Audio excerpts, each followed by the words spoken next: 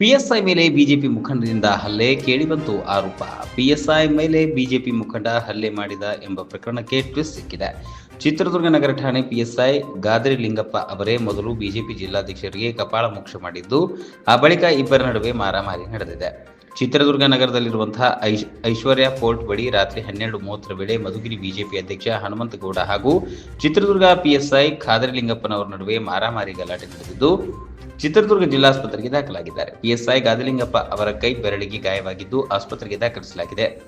ತುರವನೂರು ರಸ್ತೆಯ ಖಾಸಗಿ ಹೋಟೆಲ್ ಬಳಿ ತಡರಾತ್ರಿ ರಸ್ತೆ ಮೇಲೆ ತುಮಕೂರು ಜಿಲ್ಲೆ ಮಧುಗಿರಿ ಬಿಜೆಪಿ ಜಿಲ್ಲಾ ಘಟಕದ ಅಧ್ಯಕ್ಷ ಹನುಮಂತೇಗೌಡ ಗುಂಪಾಗಿ ನಿಂತಿದ್ದ ಪಿಎಸ್ಐ ಗಾದಿಲಿಂಗಪ್ಪ ಪ್ರಶ್ನಿಸಿದ್ದಾರೆ. ಈ ಹಿನ್ನೆಲೆಯಲ್ಲಿ ಪಿಎಸ್ಐ ಗಾದಿಲಿಂಗಪ್ಪ ಅವರ ಮೇಲೆ ಬಿಜೆಪಿ ಜಿಲ್ಲಾಧ್ಯಕ್ಷ ಹನುಮಂತೇಗೌಡ ಹಲ್ಲೆ ಮಾಡಿರುವ ಆರೋಪ ಕೇಳಿಬಂದಿದೆ. ಮಧುಗಿರಿ ಬಿಜೆಪಿ ಜಿಲ್ಲಾಧ್ಯಕ್ಷ ಹನುಮಂತೇಗೌಡ ಅವರನ್ನು ಪೊಲೀಸರು ವಶಕ್ಕೆ ಪಡೆದಿದ್ದಾರೆ. ಈ ವೇಳೆ ಪೊಲೀಸರಿಂದಲೇ ನನ್ನ ಮೇಲೆ ಹಲ್ಲೆ ನಡೆದಿದೆ ಎಂದು ಹನುಮಂತೇಗೌಡ ಪ್ರತಿ ಆರೋಪ ಮಾಡಿದ್ದಾರೆ. ಬಿಜೆಪಿ ಜಿಲ್ಲಾಧ್ಯಕ್ಷ ಹನುಮಂತೇಗೌಡ ಎದೆನೋವು ಎಂದು ಆಸ್ಪತ್ರೆಗೆ ದಾಖಲಾಗಿದ್ದಾರೆ. ಚಿತ್ರದುರ್ಗ ನಗರ ಠಾಣಾ ವ್ಯಾಪ್ತಿಯಲ್ಲಿ ಘಟನೆ ನಡೆದಿದೆ.